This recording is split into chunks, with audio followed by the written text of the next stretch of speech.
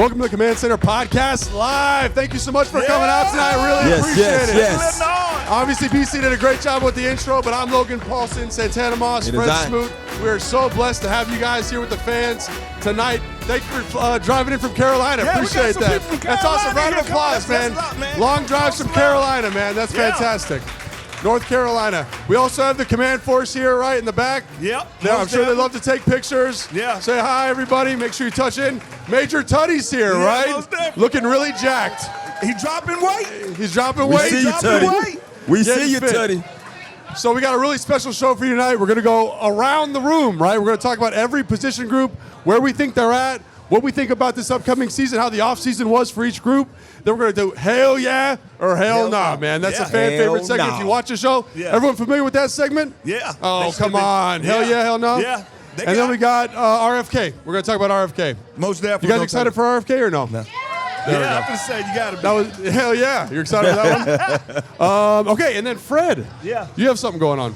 I always got something going on. We got the Get Live podcast. It's going to be live at May 29th at the Admiral.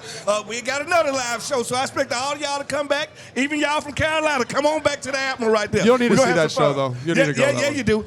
Get loud now. We're going to get loud. Yeah, so it's you, Jenks. Yeah, me, Jenks. Producer Anna, are you here? Yeah, my producer Anna over there. Most definitely. There go Anna. You get to see us all live. Tanner, you got anything going on? I ain't got nothing going on. Let's go. All right. Now we got that cleared up. That's good. We're doing this. All right, so let's go around the room, around the locker room. Let's start with Let's do it. Fred's favorite position, and that's the defensive backs, right? Best players in the room. What?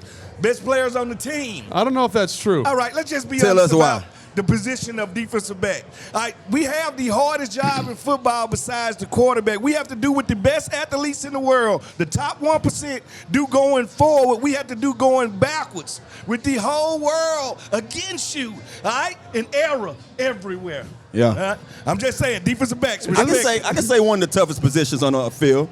I told you I grew up playing defensive back, and that's one of my reasons that's one of them that I say, man, you know what, I like to hear the fans cheering for me and not booing me for getting beat deep, you know. Fred, you know what I'm talking about? Yeah, listen, it's a hard job. No, it is. That's why y'all gonna ask the question. The first question gonna come out y'all mouth is about Marshawn Lattimore, right? Because y'all feel like he left a bad taste in your mouth. But if I told you in the middle of the year, somebody moved your job to a new team with new plays and new teammates, new locker room, new house, new everything, it takes a little adjustment period. We're gonna get the best Marshawn Lattimore this year. I don't think you even have to worry about it. I think you will. And I don't think you even have to, go that far with explaining that to them because you just stated it's one of the toughest jobs on the field. Yeah. But also that's why you guys get paid the big bucks. You know, I talk about it time and time again. You got paid big bucks? Yeah, they got me. I always talked about with Fred, with just watching him, in games. Might give up a catch, might not, but it was always the same energy. You see what I'm saying? Yeah. So it's a tough job. So just looking back at Lattimore coming in, he had the injury when he first got here. He dealt with it, got back, speed of recovery, got nicked a little bit again. And so to me, that's behind the 8 ball twice in your new home. That's the first thing we say we don't want to do when we go somewhere new. We want to get there and make sure we show them what our worth is. Hit the ground running. So I'm looking forward to just seeing the guy because I think you have a guy, he's only 29 years old. Still at the peak of his game. Four-time Pro Bowler. Yes. And he's on a defense that he now gets to learn this whole entire offense. Yes. I mean, this offseason. Yeah. And I think Joe Witt Jr., man, what he's shown last year just with that defense, with those guys in the secondary, he know how to put them in the right position for them to be successful. So I can't wait to see this Marshawn Lattimore of this year because I know he's going to be ready to go. Yeah, I think he's going to get back to form, too. So there's no reason to be concerned? I don't think there's no reason to be concerned. There were so many variables in why people feel like – and then as a cornerback – Well, hey, Fred, tell me this. How hard is it to learn a new defense for a defensive back? Because you went from, obviously, Washington, you went to Minnesota. How was that transition for you, going from a predominantly man scheme to a zone scheme, cover two scheme? It's hard for you because now you got to change your train of thought. And also, it ain't really like all teams play cover 1, all teams play cover 4, cover 2, some form of cover all 3. Yeah. All right? But I need to learn the defensive coordinator. I need to know what he like to call in crunch time. Like how he does it, right? Yeah, I need to learn his style. I need to learn what what he want me to do on 3rd and longs. I need to know, do he like to bring the pressure on 3rd and short? Do he like me to play press man, off man? Like, what can I do inside of his defense? It takes quarters to learn that. Yeah, and then Tana, you talk about your injury early in your career all the time. Talk about navigating that, coming back, and again, because Marshawn's kind of going through something similar, right? Yeah. New environment. That's what you did coming out of Miami, going to the Jets. Like, what was that like, and how do you think Marshawn's handling that now? So for one thing, being a pro, you get a chance to learn how to be a pro, and that's one of them. You know, I think I learned it out the gate as a young pup. I got into New York, first-round draft pick, and out the gate within the 5th or 6th practice, I tear my knee. And I never had that kind of an injury even coming into the league. So I didn't know what to expect. I didn't know how to treat myself, know how I had to get myself back on the field.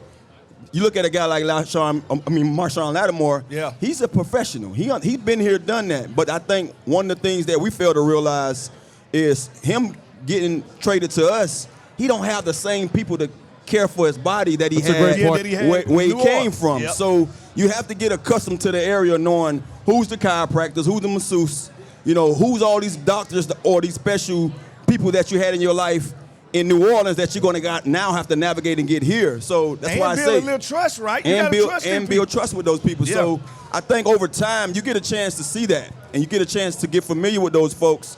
I got here in 2005 when I got traded, and immediately I had guys like Sean Springs that told me, hey, try my guy. I tried this guy one night and knew I was hooked. And so from there, it was a match made in heaven. He took care of me for the rest of my 10 years here. So I think it's all he had to do is get accustomed to the area, know who's who, and then once he finds out that, man, he's going to be off and running. Obviously, you know, Marshawn is like the veteran. He kind of feels like a little bit of the linchpin for the group, but I can't remember covering a team or playing for a team that had so many talented young defensive players, right? You got Mike Sanderson, you got Tramos, you got Quan Martin, right? I think we forget about him playing safety. How good of a year he had last year. I don't know, man. That's, again, everyone gets excited about Marshawn Lattimore. I get really excited for what those guys did last year. Yeah, most definitely. Like, you got a growing group. You got one guy, Mike Sanderson, who I thought he really picked up where he left off in college. I mean, honestly, like totally subverted expectation. Everyone thought he was going to play nickel, right? No, he's playing outside. Where do you need me to play at? Right. That's what Mikey Sanders still going to do. Do you need me to tackle? That's what Michael Sanders still going to do. You need me to cover the best receiver on somebody's team? That's what he's capable of doing. And he hasn't even peaked yet. That's the scary thing about Mikey Sanders still. We haven't seen his best yet. His best is yet to come. And I think all of these guys' best is yet to come because as good as they were last year, I know people won't talk about the defense being up and down. It was their first year in Coach Witt's defense. All right, so whatever they learned the last year, now the learning is almost through. Now they just finna play, and they're going to play fast. And that's what's going to give a guy like Trey Amos. You draft somebody high like that, usually they forced to play right off the bat. He won't be forced to just get through in that fire like that. You don't think he's going to play right away? I think he will, but what I'm saying is when 3 cornerbacks is out there, of course he'll be out there, but he won't be part of the first 2. All I'm saying is they won't lean on him like they will other second rounders on here. Think about Will Johnson going to the Cardinals. He automatically their number 1 corner. Like, he don't have to worry about trying to come take a number 1 out when we got Lattimore and Sanders still to do that. Speaking of Sanders still, and you know, we talked about this a little briefly when we mentioned Jaden's name. He's going to be coming into his sophomore season too. What would be something that Joe Witt and his defensive schemes be able to do to set it up to make sure that we don't have to worry about him having one of those down years coming into the second year of his professional career? Well, I think he's just going to look at Wait, did you have a sophomore slump? No. Actually, I had one less interception. So you played well. So what did you do? What did you do? Now, the one thing I can say is what Sam's still going to have over me is he going to be playing in the same defense. I changed defense. Our head coach changed. Our defensive coordinator changed. He's going to have the advantage to pick up where they left off last year. He's only going to put the icing on the cake now. The foundation is there. And what they're going to do is Coach Wick going to take all his good plays and all his bad plays, and he's going to try his best never put him into those bad situations again. If not put him in those situations, teach him how to navigate those situations and get better. So the thing I'm thinking about Sanders Hill, you know, just coming into this second year, what I'm more impressed with just how much we got better around him. You see what I'm saying? Up front and defensively. You know, we talked about this all the time again, and people fail to realize, like, as a cornerback, you're not solely necessarily have to worry about just being a guy that's covering. You want to make sure the guys up front is getting after that quarterback so they won't be covering so long. So when you getting better defensively up front, you getting better in the back. Getting after the quarterback, being able to stop the run, that makes those guys in the secondary that much better too. So I'm looking forward just to see some of those new guys that we have come in. How much do they contribute to our success in the secondary by getting after the quarterback? The rush and the coverage has to be married. Go hand in hand. They have to be married. Like, in order for them to get sacks, we got to cover. Yeah. In order for us to get picks, they got to make sure the quarterback is uncomfortable. Comfortable quarterbacks complete passes. Uncomfortable quarterbacks make mistakes. Well, let's talk about the defensive line real quick, because, again, I think we're all excited about the young players in the secondary. Yeah. I'm excited to see what Trey Amos is. Mikey Sanders still, like, he had such a special rookie year, very underrated. And I love that you guys brought up the defensive line, because I think people look at the free agent acquisitions and are kind of like, there's nobody there that gets you really excited, right? There's no elite edge rusher. There's nobody. There's no Von Miller. There's no name in that group. But, Fred, you said something when you were kind of ranting over there, talking like you talk, right? Like that. I think the sum of the parts for this defensive line is better. I think they're going to be better on first and second down. And I think that's going to make them better on third down because they've got to deal with third and long situations, which is going to help the secondary. But let's talk about some of those guys. And maybe the lack of sack production on paper and where you think they're going to end up. Well, I just watched the Philadelphia Eagles, our nemesis, go win the Super Bowl. They had nobody over 7 or 8 sacks. All right, so they rushed as a group. And when you rush as a group, that means you're going to win as a group. All right, so this is what it is. Everybody wants to talk about edge, edge, edge. Name me the last edge besides Von Miller or Lawrence Taylor. Dude, you're freaking out. This is a wacky take. No. You know that's how I feel. Take. I feel like the shortest way to the quarterback is through the interior. Chris Jones is an interior dominator. They got Big Carter at Philadelphia. He's an interior dominator. If you push the pocket from the interior, quarterbacks get off of their mark and they start to make plays. And that's why I say everybody want to talk about edge. Stop talking about edge. So you don't want to talk about Myles Garrett? You don't want to talk about Trey Hendrickson? You don't want to talk about those guys? Has Myles Garrett won a playoff game? He's on a bad football team. Has TJ Watt won a playoff game? I think he's won a playoff game. One. Yeah. All right, so all the best edges in the NFL are not winning playoff games. So I'll take the interior. So coming into this OTA period right now, and knowing that there's still some defensive ends out there that we could potentially go after. Do you feel like it's best that we sit where we at because we have enough guys out there and we have guys that's young that hasn't really, got their feet wet? Or do you think we should go out there and, you know how you say you should go after them, right? Yeah, you got to roll the dice sometimes. But this is what I'm saying. How you know Jean-Baptiste ain't took another step?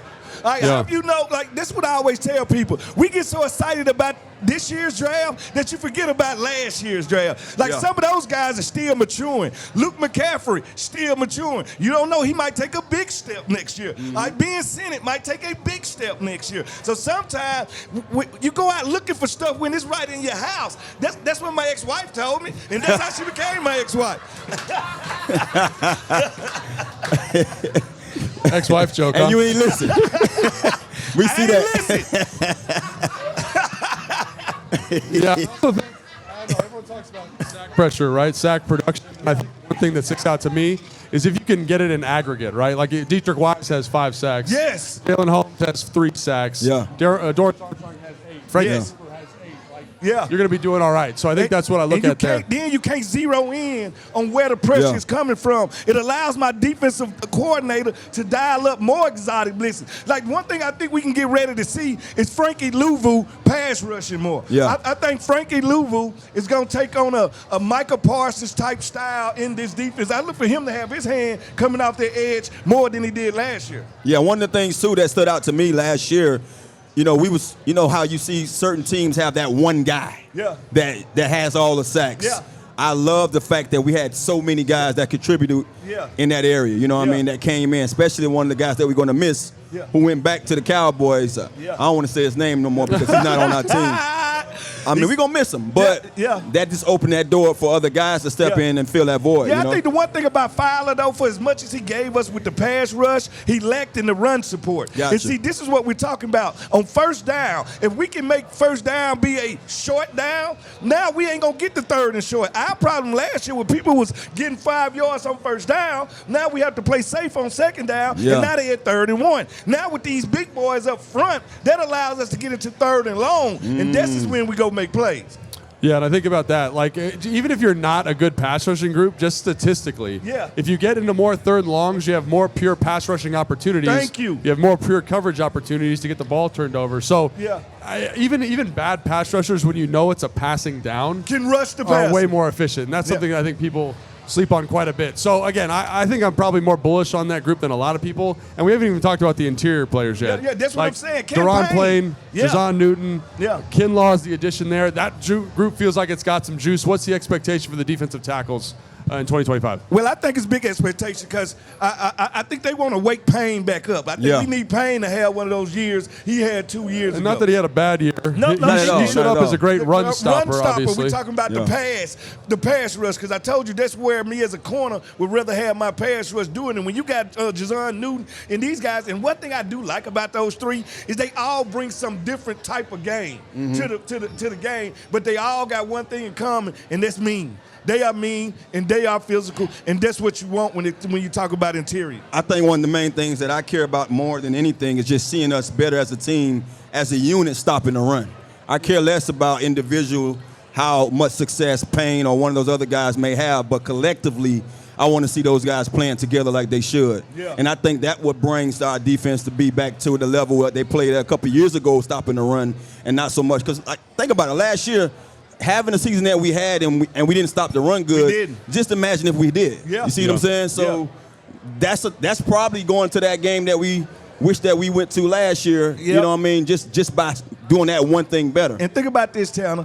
What's the best weapon to stop Jaden Daniels? It ain't your defense, it's your running game. Yes. If your running game can put together, if you can come out of a game and you ran the ball 35 times, that probably means you ran it 35 times because you had success. Yeah. All right, that shortened the game, 1. 2, that made JD5 watch the game. So priority number 1 on defense should always be stop the run. Yeah, and I think another element of this is obviously the second level of that defense with the linebackers. You know, Bobby Wagner, Frankie Louvu, there's a lot of depth there. Jordan McGee, obviously just signed Cade Medrano from UCLA, draft pick. But I look at that group, and I don't know, that feels like the spine of the like the heart and soul of the defense. Is. You know what I'm saying? So for me, like obviously defensive back is extremely exciting. Defensive line is very solid. Yeah. But when the heart beats in the middle of your defense, and you got a guy like Bobby Wagner at the helm, I just feel like he can cover up a lot of ails for you. You know what I'm saying, Taylor? Yeah, it's something about that, man. Like when you have a guy like Bobby Wagner, we don't speak enough about this guy, man. Yeah. You know, and B just said something about it a little earlier. You know, the older the guys get, the less we talk about him. Yeah. But he's out there still being productive. Isn't this a reason why he's out there still? I love the fact that whoever the guy is behind him, just wait until he steps on the field and have to really go out there and be that guy, because he's getting the best coach / tutor, mentor, whatever you want to call it, that anybody can pay for when it comes to a guy like Bobby Wagner. Just seeing the things that he's done in 1 year, it just brings me back those memories of us playing with London. Because, you know, I always tell y'all the stories about watching London from one side of the locker room and just seeing how serious he was about the game, watching his intensity on the field. That's the same thing I get from Bobby, and watching him from where we sit at now, just seeing how he goes about his business. Quiet guy, soft-spoken, but go out there and he's swapping paint, you know? Yeah, I mean, Tanner, hearing you talk about him, like, is he – I know he's going to be a Hall of Fame player. Yep, yellow jacket. Is he underrated here in D.C., Fred? You just said that people don't respect old people. I mean, I don't respect you. Yeah, that's what I'm telling you. I get no respect from you. Like, we don't respect our senior citizens when we should be showing them the most respect. How old are you, by the way? I'm 46. And the back's gone already. I got Benjamin Button disease, so I'm getting younger. Right? Don't laugh at that joke. Don't laugh at that. All I'm saying is, when you got somebody that made it to that point, the locker room automatically respects you. Like, you don't have to say nothing out of your mouth. We understand how you get this many years at this high level of football, nothing but respect. But I tell you who I love. This guy, intensity. All I can think about is him jumping over the whole city of Philadelphia. Right? And that's Frankie Louvu. Right? I'm telling you right now, I love the energy and the excitement. Devil, huh? He's the Tasmanian Devil. He comes out there to play 1, physical. 2, he played team defense. 3, I wish I could play with him. Like, I really, like, if it's anybody on this team I wish I could have played it, it's Frankie Louvu. And I really do think they're going to add him to the pass rush more this year. And I think that's really going to unlock him. I know he had a Pro Bowl year this year. I think he might even have a better year next year. Yeah, he's one of those guys. He brings the intensity, and I couldn't imagine us going forward without a guy like that, without that intensity, without that energy. Yeah. You know, I saw him last year, a game or two coming out, and I questioned, like, damn, is he ready to go? And then, boom, he gets on that field. He's a different dude. Yeah. He's actually that spark plug for that defense. I know we talked about just those linebackers as a whole, as a unit, but when you have a Wagner in the middle and you have that spark plug and Frankie Louvu, you know, that you can just move him around like Michael Parsons is. Yeah. Man, he definitely brings a different kind of gear than everybody else and get everybody going. Yeah. So, yeah, he's a special kind of player. Yeah, and I know those guys get a lot of headlines, right? Yeah. You know, Frankie Louvu, I mean, is one of the most like notable free agent signings from last year. Bobby Wagner's future Hall of Fame, like we talked about. But the guys that have the heartbeat of this team, in my opinion, are the offensive linemen, right? The backbone of the team, right? Wild boars. And so when we're talking about offensive linemen, you talk about wild boars, we talk about the hogs, all that stuff. We got a really special guy coming in to talk about it with us. That's Major Tuddy. Yeah. He's the most jacked mascot in the NFL. We really appreciate him coming out today. I see you, Tuddy. Looking lean, baby. I see you. As y'all see, he's leaner than last year. We didn't hit him with that Ozempic. We all get better. We didn't hit him with that Ozempic. So, hey, so Tuddy, what are we thinking about with the offensive line? What's your best take? You excited for it? Now, you know you're a mascot. He can't talk, so I'm interpreting for you. No, you didn't hear what he said?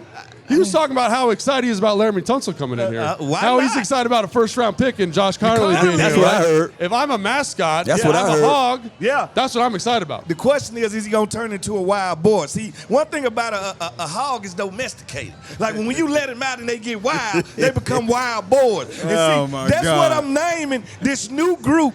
All right, they the wild boars. You got to realize, we got a Pro Bowl left tackle. All right, moving Coleman to guard, he could easily be a Pro Bowl guard. We got a Pro Bowl center, MB Oddish. All right, when Sam Cosmi come back, we got a Pro Bowl right guard. All right, so all I'm telling y'all right now is you should feel good about the protection for JD5. Are they the most upgraded position this offseason for the entire team?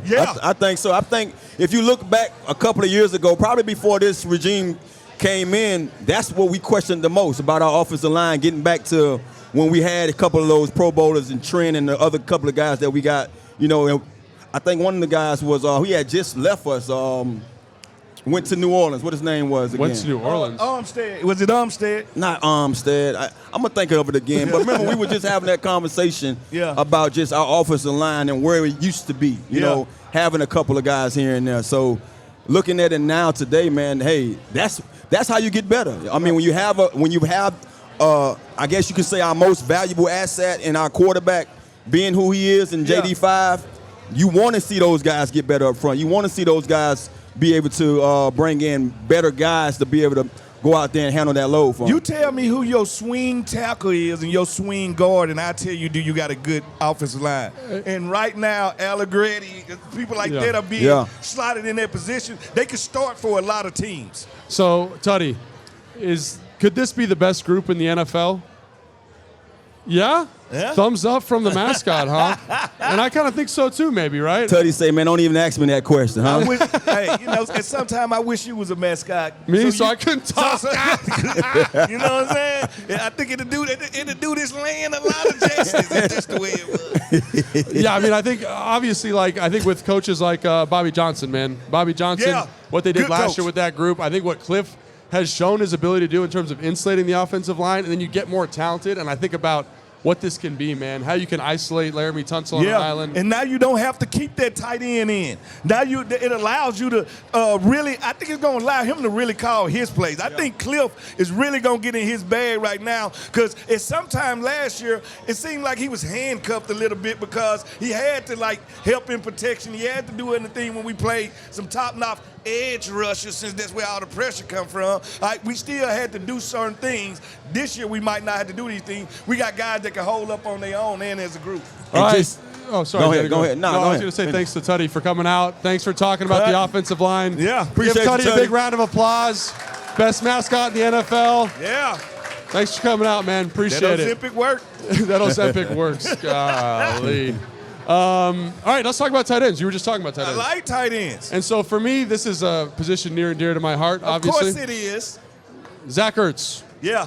Hall of Fame career. Hey, put it like this. He's on the trajectory. He's on the boulevard. Yeah. He's on the boulevard. He got the car in fifth gear. Yeah. If he finishes strong, yeah. Like maybe if he can squeeze out 1,200 to 1,500 more yards to add to his 8,000. So is he got to get to 10,000, you think? Yeah, he got like 83,000 right now. I mean, 8,300. Yeah. All right. So I think if he can get that close to 10,000, I don't think you can stop him. Yeah. I think just looking at what he did in the back end of last season shows you how special he was. I believe I read something where he had, like, in the playoffs alone, or the last few games and the playoffs, it was 24 targets. He was 24 for 24. Yeah. Like, he was clutch when we need him to be clutch. So I think, but that's going to allow him to be able to do that because of the guys that we have and also the quarterback. You know what I mean? Can't zero in on him. I don't see him doing nothing different from what he showed last year, you know? Yeah, and he one of those guys, he was never judged by his speed. Yeah. So when you're not judged by your speed, it takes us a long time to know when you actually getting slower, if you know what I mean. But he still separates well. Yeah, he still separates, especially at the point of attack. Yeah. At the top of a route, I don't know nobody that's better at getting in and out of his cut and creating separation. Yeah, and again, to Tana's point, like, he had 66 catches last year. Yeah. Yeah. 39 of those were for first downs. Wow. So talk about just a guy who's More got than the half. ability to keep the offense on the field, to be a security Move blanket the for the chains. quarterback. Again, like you were talking about this, Fred, his ability to read coverages, dissect coverages, break leverages, get in and out of cuts is fantastic. And I think about, like, in terms of what this offense, I think I get worried about is just him being healthy, man. Yeah. He's an older guy. He's in year 13. He shocked us last year, We didn't think he was going to play in almost every game. I think he played in every game last year. Well, you got to give a little credit to Dan because he talked about how Dan give a lot of those guys those vet days. So, I mean, when you have a coach that understands who his veterans are and who need those special days, it's great playing for him, you know? So obviously we feel fantastic about Zach Ertz. I also feel fantastic about John Bates. I mean, talk about a guy you can just set your watch by. Yeah. Like, he's going to do the dirty work. He's going to kind of get after those 6 We was waiting for him to come around, too. Dude. And I think the thing about him is there's more in the tank from a pass catching standpoint. Yeah. Especially with the matchups he's going to draw. He's such a good blocker. You got to stay in base defense. And that's why I call it Bates Motel, because people go in, but they don't come out. That's all I'm saying. So don't you train Bates every now and then? No, I don't. You haven't? I've talked to him. I love talking to him. Yeah. No, because I only asked that question because I remember I always talk about you, how I looked at you when we played together. And it's just funny to me that I've seen you share some sentiments, some time with him. And to me, he reminded me of you. He reminded me of a guy like yourself when, I tell you no lie, anytime I had like a slip screen or something special where I needed a block or two, he's always in my tape. Showing up, blocking somebody downfield. So Thanks, Logan did a great job at being that guy. Don't do it to him, Fred. Shut up, man. It's all right. He can do it. I can take it. I know. Thank you. Thank you. I appreciate it. Like, you know what? A lot of guys ain't got that. You know what I'm saying? So, no, I appreciate that, Tan. And again, that's what Bates does, right? And so I think we feel really good about the top two. The other guy that, I wore number 82. Yeah. Keep an eye at 82 on the roster now, Ben Sinnott. Yeah. What's the expectation for him, man? Because I think it was a little bit, I don't know, maybe disappointing last year? No, I wouldn't say disappointing. Okay. I think the guys in front of him played so well. So well, yeah. It wasn't but a couple of reps to give him. Yeah. We just said Bates is one of these best, if not the best blocking tight end in football. Love that, How are you going to take his reps on rundowns? You're not. We just said with Zach Ertz, his numbers were he was clutch as you get. You can't take his reps. Yeah. So now another year in this offense, another year. This is one thing I love, and I see when I know it's a good offense when I don't see the players thinking. They're just reacting. Yeah. Like, well, that's what a whole nother year in this deep offense will do. So hopefully now he's over the thinking stage and he's in more of the reacting stage. And then also when you watch certain guys, and it's almost one of those situations where you say, regardless of how good that guy in front of him, we got to put him on the field. Yeah. It's something that jumps off the charts about him, and I didn't see that. So I'm not mad at all with him being a rookie. He showed me that he was a rookie last year. He showed me that he has potential. Because, you don't get everybody to come in and be like the guy who was up there in Vegas that just killed the league. Bowers. He killed the league last year, Yeah. He broke records. But he showed me enough in his toolbox that we can work on that this offseason and now look forward to us having 3 dominant, dynamic and tight the funny ends. thing about it is as crazy as this sound, I think out of the 3, he's the most well-rounded. I think he do a little bit of everything. It's not a bad, Yeah, I think he does a little bit of everything. His game is not void of anything. We just need him to sharpen those tools. Yes, I think that's it for tight end. And now let's bring in a very special guest, Super Bowl champion, future Hall of Famer. He's got his Super Bowl ring on. B. Mitch. That one. B. Mitch. Brian Mitchell. Got that mic worked out over there? Slide over. Oh, slide over. You hear that man knocking? Let him in. Hey, we're good, man. Yeah. Give that mic one more time, B. Let's see. I said, what up? How y'all doing? He got it. Hey, y'all give it up for the gold jacket, B. Mitch, baby. Soon come. I hope he don't act funny once he get that gold jacket. You know how they act when they get that Never jacket. will, never will. All right, so B, we're here talking about running backs. Let's Like, go. what is your, I guess, high-level take on the running back group from last year, and where do you think they're going to be going this year? Well, I think when you look at a guy like Brian Robinson, last year he was banged up a little bit, and I think that hindered him whole year. But we've seen Brian when he had terrible situations, how he comes back. Yeah. How he got shot and came out better hell of a year. Yeah. I think the thing about him, he's going to come back ready to go. Austin Eckler was leading the league in kickoff returns and was destroying people coming out the backfield. Now you have a little kid named Krosky Merritt. Yeah. And I think once you start looking at him a little closer, he is way better than a 7th-round draft pick. Yeah, he is. Okay? Kid could have been in the 2nd, 3rd round, I believe. And when I'm looking at running backs, I look for balance. And I think he's going to push both of the guys in front of him. That's crazy to say for a 7th-round pick, though. Yeah. You know what I But mean? see, that's the thing about it. People look at where you're drafted, and they don't understand how you can play. A lot of guys get drafted higher because they went to a certain school. Are they a safer pick? Yeah. Some guys get drafted lower because maybe they had one incident, and that was the thing that led their whole career in college. Yeah. So, but you watch him play, you watch him move, he is far better than what they think he is. And I have to say this, though. Go ahead. Don't we have to add Deebo Samuels to this room? I was going to say the same thing. I don't think we have to. Well, I'm just The saying. reason I said is this. Get him, B. San Francisco Talk to him. has Get a him, B. run-first offense. Yeah. And they used him too much and too wrong. That's why he got hurt so much. Yeah. This offense is about getting people on the edges, getting the advantage. Yeah. Deebo Samuels run these slip screens. Deebo Samuels out there on that edge. He's going to make a lot of cornerbacks think twice about hitting him. Yeah. He's going to be effective there. Putting him in the backfield is unnecessary. Yeah, we don't need to do here. that. But also, too, having so many guys that just have different attributes. You know, that's one of the things that's special about getting a guy and getting merit this draft in this draft class. You have a guy that's a home run hitter. Yeah. You have a guy that's a bruiser, and then you have a guy in Eckler that can do everything. Yeah. You know what I mean? Catch out the backfield. He can pick up, block, protect, all that type of stuff. So I think that's, to me, we're more well-rounded now. Because last year we didn't have that home run hitter. Yeah. And having this kid Merritt in here now, I think he has that potential. And still remember, we got number 5 back there. Yeah. So you have to figure him out. Yeah. And what that does, that open up a lot for the running backs. Yeah. So I'm expecting big things, and not just because of them being better coming back. I'm looking for the offensive line. Yeah. You don't do a damn thing without the offensive line. Yeah. And That's I a think great now point. they have one where they can just say, it's 4th and 1, line up and run the ball. Yeah, most We don't definitely. have to do no tricks and all that I stuff. think that the new offensive line is worth 1.5 more per yard per carry. Don't you think? I'm with that. 1.5? That's crazy. If we average, let's just say if we averaged 3.3 last year, I think if you solidify the offensive line and ain't nobody touching you till you a yard, 2 yards down the field, that skyrockets up. It should. Don't you do? It should. And the fact that we was breaking down that play the other day when we was talking about a run with B-Rob to the left. You remember the one I was talking about? Yeah. Well, I started really thinking about that play, and I was like, why was that play so open? They had a spy on JD5.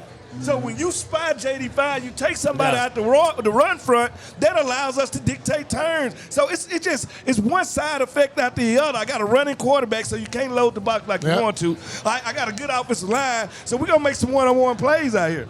It does feel like a position group that's going to be elevated by scheme quite a bit. Yeah. Fred talked about the impact of Jaden Daniels, right? I think Cliff does a great job creating space, creating light boxes, right? These wide bunches, these wide formations, the zone read, the RPO stuff. Like, so, I don't know, man. Like, I look at B-Rob, obviously, I think really dynamic talent. Yeah. How important is the running back to this system? Because the offensive line is going to be better. The scheme's going to make it better. I think the offensive line, last year we didn't want to discuss it. When the offensive line got banged up, everybody production went down. Everybody. And B-Rob took the brunt of the blame. Yep. And I think that was unfair for him. Well, if you got a better O-line now, also we forgot about Connolly when y'all were talking about them. You got a guy out there on the edge who can run with those guys, step over people like Jim Lachey and pick off blocks. Yeah. So when I look at this offensive line now, I'm expecting a lot more production out of the running backs. Okay? I'm expecting more production out of the quarterback and the receivers because a receiver running down the field, he can't get the ball thrown to him if the quarterback has pressure. Yeah. So this offensive line is going to dictate what these running backs do. But when you get Brian one-on-one on a defensive player, they don't want to tackle him. Yeah. So, and I think that is going to beat him down, and then you bring in a guy, you still got McNichols here. Yeah. You know, we still got those guys around, still got Chris Rodriguez hanging around. That's what I'm saying. Like, how it's a packed room. Because there are some talented guys there that have played good football for this team last year. Yeah. Like, is there, how many guys do you keep? It just seems like a really dense room. That's what you want. I think you want. It's a dense room, but I think that they know, the thing about it now with the extended practice squad, they can keep guys just in case. Having guys around. They still have was Cass. What? Oh, talking about Cass Allen. They still are trying to figure out something for him. Yeah. You know, they have multiple guys. Nichols and what's the other one? They got Wiley on the team. Wiley. They have all these different guys where you're going to, at one point in time in the season, need somebody. Yeah. And I think Cliff understands how to make it work. So tell me this, though. So every year you hear them talking about taking away a preseason game, and we knew how special, how pivotal those games was for guys like this running back room. Yep. How do you get to see all that if you're taking away those kind of games? The players got to start complaining about working. Yeah. But the thing about that sounded like such an old person thing to say. It's the truth. It sounds like an old person thing. It sounds like an old person thing, but you know what? When they go to work, what happens? Facts. Yeah. Okay? When they start doing the things that the old people did, they do better. Yeah. So ultimately, if they get out there and start working, they don't have to wait so damn long for it to get Preach better. them. Tell them what time it is. And the good part about it, we do got to set up practices again with the teams. So joint practices. Yeah, so you got the joint practices. Yeah. We're doing that with two different teams. So I think that's where they'll get the bulk of their so they'll take the place of the preseason game. Yeah, now that, I got you. Automatically, when you're going to get somebody in a different jersey, your play level goes up. Yeah. I feel like you've got a crazy story about a joint practice. I fought everybody out. Everybody. Like joint practices is about you want to work, but some people try to take advantage of it. Yeah. And I didn't believe in somebody taking advantage of me. So if they cheap shot Tanner, I'm gonna come hit them. Yeah. They cheap shot any one of you, I'm going to step in. I hated joint practices. I wasn't the biggest guy, but you know what? Yeah. I'll erase some things for you real quick. Appreciate that. Thanks, B-Mitch. We already know. Y'all know it. He ignorant. All right. So let's talk about another playmaking group in this offense, and that's wide receiver. Looks way different this year. Yeah, it does. There's one constant, and that's Terry McLaurin. Yeah. Is Terry McLaurin a top 10 player at the position? Hell yeah. Hell yeah. Yep. Hell yeah. Hey, listen. Not even like a beat on that. Yeah. Listen, this is the thing. People look at last year. Let's take away last year. Yeah. He had mediocre quarterbacks to below average quarterbacks, and he still produced. And then when Jaden comes in, you saw what he's capable of on a consistent basis. Yeah. He broke the record of this storied franchise that has been standing there. He broke that this year because he has a legitimate quarterback with a legitimate play caller and an O-line that gave him enough time. Now your offensive line is even better. And the thing about it, he don't complain. No. You know, he don't sit out there and complain. No diva. He's not a diva. Yeah. He's like Tanner. You know, they played football, they played hard, but they weren't divas at the receiver position. So that I love that even more about him. One of the things I've always said about him, I mean, you said it right. You hit it on the head. Take away last season. Every year he showed you he was consistent. And that's one of the main things we have to be in this league in order to play long and then be productive, you know, while we playing. But besides that, here's a guy that people was judging him by how good he looked while doing the position instead of how productive he looked. You know, I heard a couple of guys, I had some phone calls, and a guy was like, well, he catch with his body. I'm like, is he catching it, though? Yeah. You know what I'm saying? Yeah. Oh, well, he don't look like he can separate like this guy. He don't need to. But is he scoring and is he getting a yard? So, you know, I'm asking all these, they asking me these questions. I'm saying, so I'm like, you're basically grading him and saying, well, he don't look like this guy doing it, but he's getting the job done. You know what they were telling you? Yeah. He was drafted in the 3rd round, and Yeah. I don't want to give him more credit than the first rounders that he's outplaying. That's all that means. Which is BS, though. So, you know what I'm saying? Fred, you play DB. Yeah. What makes him so difficult to cover? Because again, like Tanner said, it doesn't always look like, you know, the routes on Instagram, the double sticks, all this crazy stem stuff. Yeah. Why is he such a difficult cover? Beauty is in the eye of the beholder. Right? If I tell you my wife a dime, she a dime. Right? That's all you need to know. You don't have any more of those. You know, I know I lost it. I lost it in the divorce. But this is what I can say about Terry. He's one of the best, how should I say, close catch wide receivers in the game. Like contested catch? Contested catches, yeah. Close catch. He don't need to separate. Yeah. That's dangerous to me. Making up new terms. Thank you. And that's dangerous to me because now, as a guy that has to study him, I have to find that defining trait, and he doesn't have one. Mm-hmm. Right? He runs routes just as bad as anybody in the league. Right? As you see when I say he got that Jerry Rice speed, have y'all noticed nobody ever catches him from the back? But people want to talk to me about his 40. His 40 is 40 yards or whatever it need to be. And that's all you worry about. He's well-rounded. He blocks. He doesn't undress a call, meaning I never know from where he lines up at what the call is. He is studious. He ain't no diva. He's just hard to play because he is so well-rounded that he don't have any identifiers. You can play your absolute best and he still comes down with the football. Yes. If you're a defensive back and you're covering him and you're right there and he comes down with the ball, that pisses you off. Because I did everything I was supposed to, and he still burnt me. And then I think we also have to give him some recognition for just something that Bobby Ingram spoke to me about last year. I remember we was out there still taping shows right when the team broke for their little break. And we saw Terry out there running wind sprints. And I told you guys, I said, hey, man, when a guy doing that, he locked in. Yeah. Because I've been in those moments where somebody or something pushed me to do a little more. And Bobby came and told me and said, Tanner, I was just showing Terry the all-time greats at his position on his team.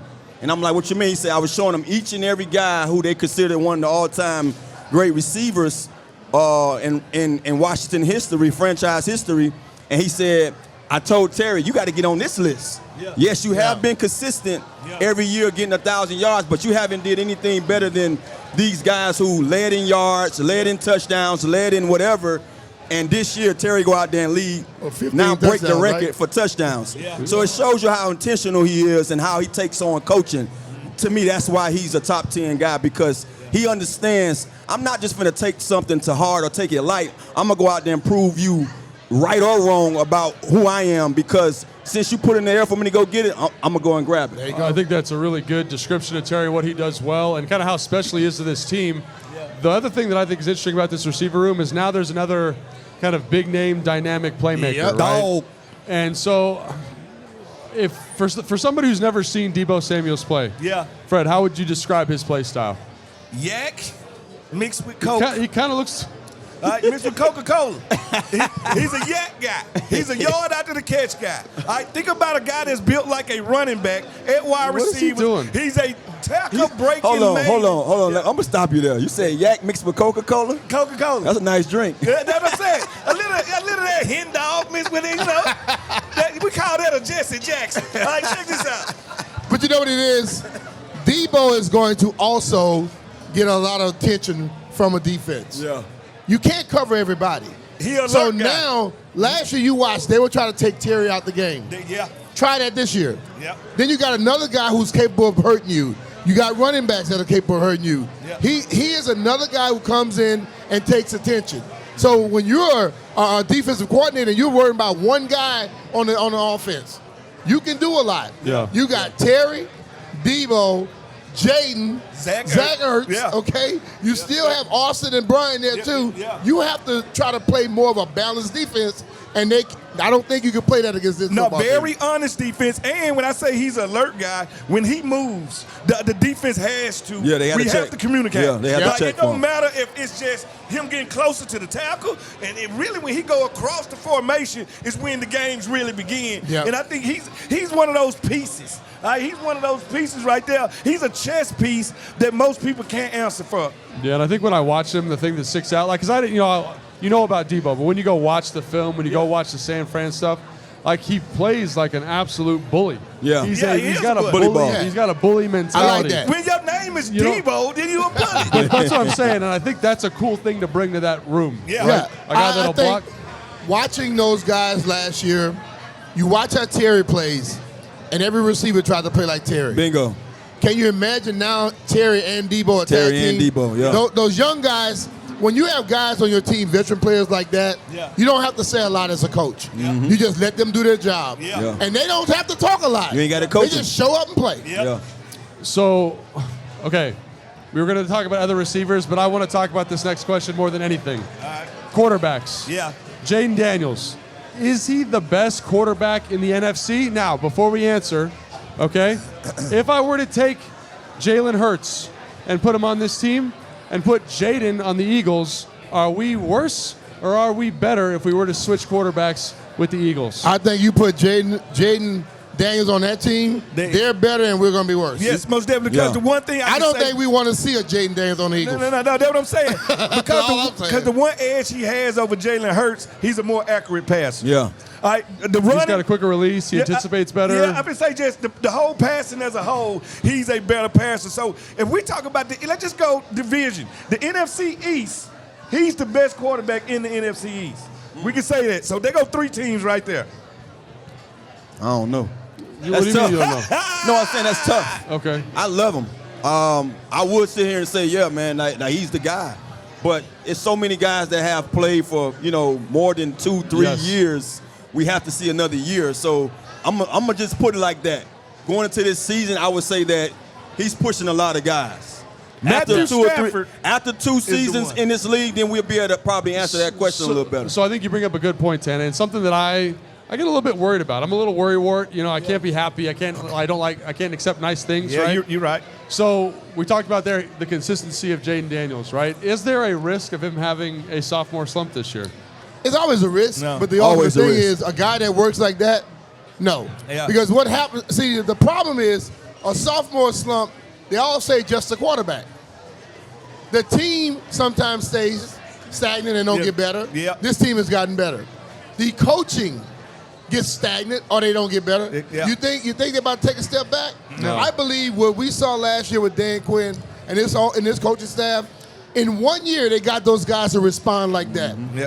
2 years now, Yeah. and Dan makes the guys believe in themselves. Look, we can have coaches with all the X's and O's all you want.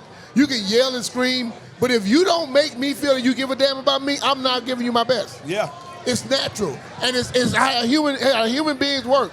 They may try, but they're going to always get to a point and say, to hell with him, he don't care about me. I think the thing I'm most worried about maybe is that he plays exactly the way he did this year, and everyone says it's a slump. Yeah. Because he absolutely balled out of control this year. I don't think it's going to be with the numbers with him.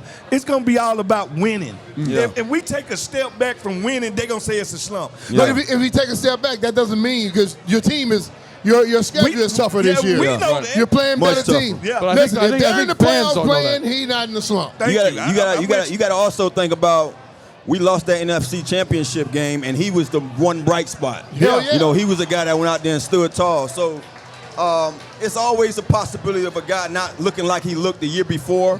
you know what I mean, the next year, because we all have those ups and down seasons. But I think one thing that's going to stand out to me is just seeing how he get everybody else to be either themselves or better. Let me ask y'all a question. Why is it only the quarterback that they say sophomore slump about? Yeah, that's what I've been saying. They don't talk about nobody else. They always just say it's the quarterback. We talked about it with Mike Sanderson. We talked about it with Mike Sanderson, though, too. No. I totally understand, but I don't. This guy's born in Antarctica. He got ice water in his veins. This is what I know. The bigger the game, the bigger his play. He don't seem to go up and down. Mikey? No, I'm talking about Jaden. All right. This dude is ready for the big show. We just talked about that loss to Philadelphia in the playoffs. He was the one bright spot. It wasn't too big for him. Did Pat Mahomes have a sophomore slump? Not as I check. I mean, he played one game in his rookie season, and the coach felt so good that he traded the guy he had just gotten. Right. And then he came out and he threw for like 40 touchdowns. Yeah. It happens sometimes. It doesn't happen 100% of the time where people have slumps. But also, a lot of people get complacent and content in what they did. Yeah. Does Jaden seem like that guy? I don't think so. Not I mean, really. he looking like Popeye right now. Yeah, and All I see is guns. and think about it. Our offensive line is better. The running back room is better. The wide receiver room is better. Everything around him is better. Everything is set up for him to take the next step. Yeah.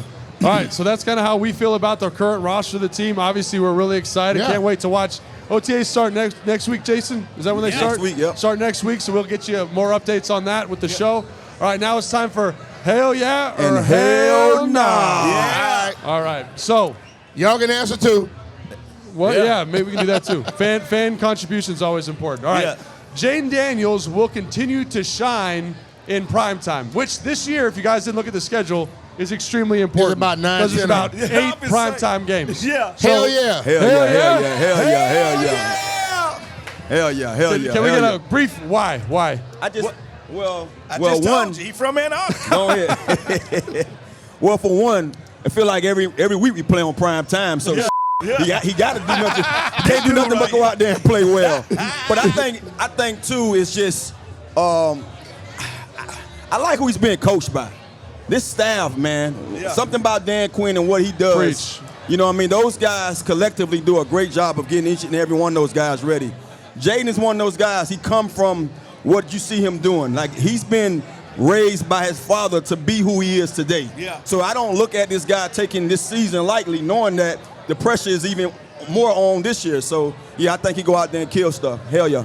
Like I said, everything around him got so much better. And this guy feet they on the ground. So I don't see his heads getting in the cloud. As long as he stays focused, I don't think there's nothing that can stop him. And just to double click on Tana's point, so Adam Peters goes out and gets some better offensive linemen, gets some better playmakers, right? The coaching staff is excellent, and we know Jaden's putting the work in. So I don't know, I just feel like that's part of who he is. Yeah. Like you were talking about, he's just wired that way to kind of to continue to improve. So See, I don't believe in thinking negative.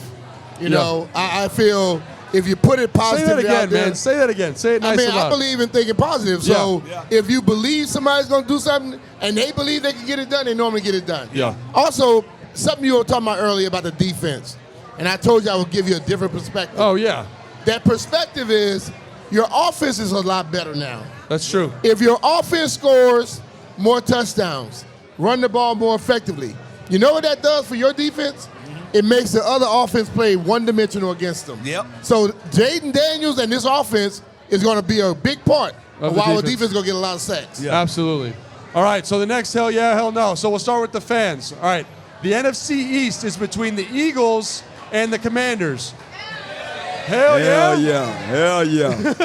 I rock with him. Hell to the yes. It won't be the Cowboys or the Giants. Yeah, that's what I'm saying. Hey, the two teams that played in the NFC Championship, I think both teams got better in the offseason. And, once you get to winning like that, the Philadelphia, you can believe they can win anywhere now. Once you win that Super Bowl, you can believe you can win anywhere. But at the end of the day, I think it's the two best quarterbacks in the NFC East, and that says a lot, too.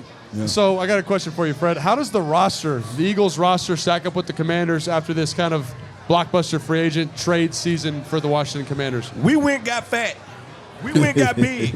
We seen what happened happened in that NFC Championship game? We got pushed around. So we went and got big back on both sides of the ball. Big back. We went and got bigger at D tackle. We went and got bigger at the edge. We went and got bigger at right tackle. We got bigger at left tackle. Everybody we zeroed in on, even the wide receiver that we got this year got a big back. Debo Samuel. We went got tough. Like, that's what we seen. We went got tough because we feel like we got pushed around.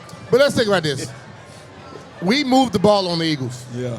That one game we didn't is when all offensive line were hurt and Jaden was really banged up. Yeah. But if we don't turn the ball over in the NFC Championship game, we're moving the ball on them. We scored 30-something points on them while we were here. The offense is not concerned about their defense, as good as they were. Yeah.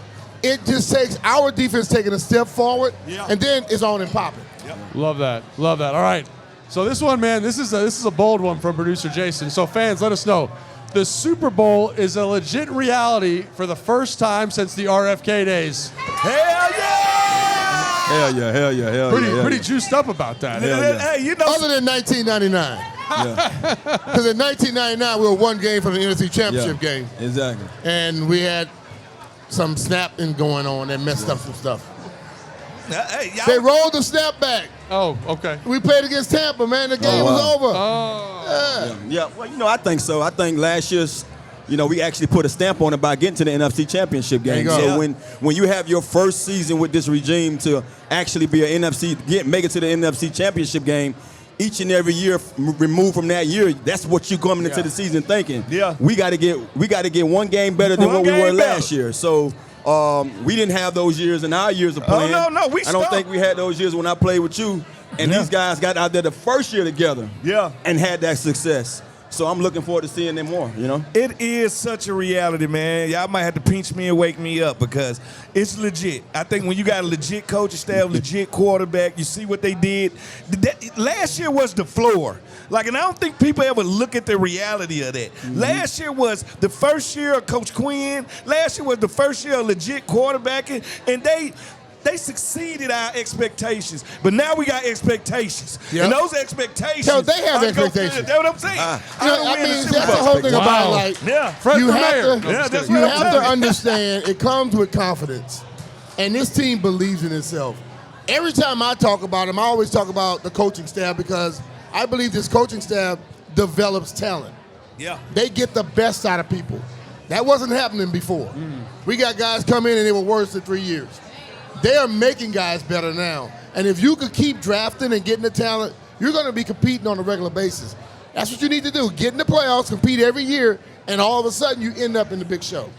Yeah, absolutely. So I think, obviously, we're really excited about the roster. We're really excited about Jaden Daniels. We're really excited about the direction this team is going. Yeah. Another thing that I'm really excited about is the potential RFK thing going on. Hell yeah. RFK 2.0. Getting back to RFK. Yeah. 2.0. Clap for that. Y'all clap it up for that. Hell yeah. 2.0. They always said hell yeah. So it's funny, of this panel right now, 2 of us have played in RFK, Yeah. right? Me and you. Yes. I'm sure your memories are much better than mine there. Yeah. Can you talk us through them real quick? Well, Best memory at RFK. My first punt return for a touchdown was in RFK. Really? My first 100-yard rushing game against Dallas in RFK. It's like, the thing about that place, it was so close. It's just like the fans are right here. Boutique. That's how they felt. Yeah. 54,000 people, and I'm going to be honest with you, FedEx has gotten loud. It's never been loud than those 54,000. Well, because we've all played in like those tight stadiums. Like Seattle. Yeah, when it's on top of you, it just hits different. But the architect, the way they built it, to where when the noise goes up and comes right back down, it just stayed in there. Yeah.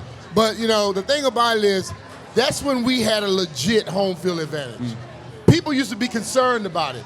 Everybody looked at the stadium like, oh, it's old. Who cares? When I went to Philly to the vet, we played on the same field. But I really believe I'll say this.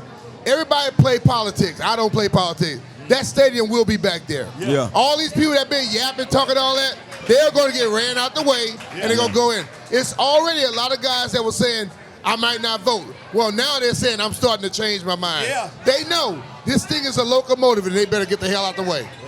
So why is it so important to get back there?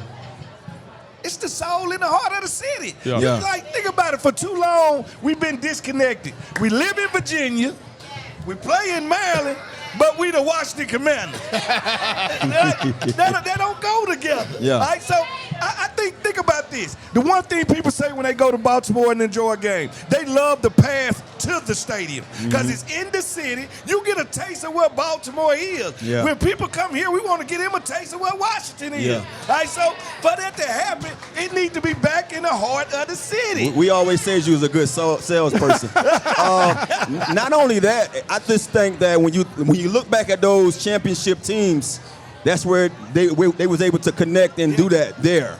You know what I mean? We left, we actually say, okay, we're going to win 3 Super Bowls, now we're going to relocate and go somewhere else. Yeah. I mean, it was all produced and It was politics then, too. right there in RFK. So I just feel like we left a lot behind. And I didn't have a chance to really experience that. So I don't know this. I'm just a guy that watched you guys playing as a kid and understood what this history was about. So when I got here and we playing in Landover, I'm like, well, damn, that ain't the same stadium that I watched growing up. Yeah. And then when you see the trajectory of where we was at all throughout those years, to me it was because we need to be somewhere else. You know what I mean? Yeah. But you look at right now in this city, this whole area is because of that baseball stadium. Down in down close in downtown in Chinatown is because of that stadium. And now they're talking about building the stadium over here on the water where Fred, I'm gonna go on the boat, but you can't come with me. Fred down loud on the boat with me. Coming down the Potomac like George Washington. I'm just saying, you look at the possibilities. You look at Super Bowls. You look at World Cups. You look at NBA championships. All these different things will be in this city. Olympics will be in this city. Yeah. I think when you look at that possibility, you can't get a politician in the world to tell me that's not a good thing. They got to get the hell out the way and let it go. If you guys are excited about this, make sure you support it, right? 2.0! 2.0! So make sure you support it. An easy way to support that and keep up with the RFK Stadium news is visit commanders.com/new stadium, where you can sign up and learn more and support it. They need to know you guys want this. So make sure you go to the website, sign up, let everyone know that you want this to happen because this is a big deal. You guys can make this happen. Let's make it happen. Guys, thank you so much for coming out tonight. For sure. It's been great doing the show here. Great job. I know we're giving out merch. Everybody get merch? Yeah, I Everyone see got that. merch? Okay. I see right on with the hats. We'll get this guy some merch over here. What do you think? That young man interviewed me earlier. All right, and guys, you're all here. Make sure you like and subscribe. Join the YouTube channel. Really appreciate that. And then, Fred, you got a live event. Yes, I do. If you want more of the stand-up that Fred brings every It's time, called the energy. Be Not Loud. Now, we're going to get loud. All Get right? loud. And that's May 29th at the Admiral at 8 p.m. We're going to have some fun. See, my podcast is a little bit more looser than this one that we do. We have a little bit more fun, and we're more about the fan interaction. So most definitely, can't wait to see y'all there. Y'all should do it on the boat. That's what I'm telling you. You know I had joined the Navy for a while. Oh, stop that.